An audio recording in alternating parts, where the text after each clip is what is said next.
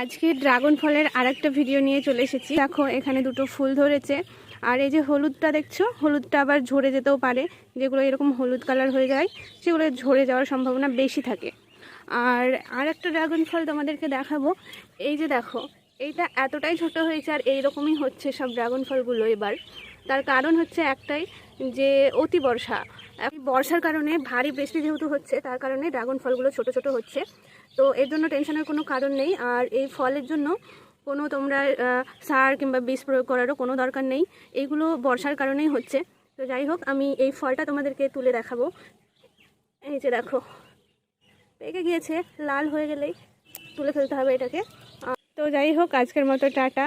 সবাই ভালো থেকো, সুস্থ থেকো। আর যদি কারো কোনো কোয়ারিজ থাকে তাহলে অবশ্যই কমেন্ট সেকশনে জানিও। আর ভিডিও ভালো লাগলে চ্যানেলটিকে অবশ্যই সাবস্ক্রাইব করে দিও। আর যদি ফেসবুক থেকে হও তাহলে পেজটিকে অবশ্যই ফলো করে দিও।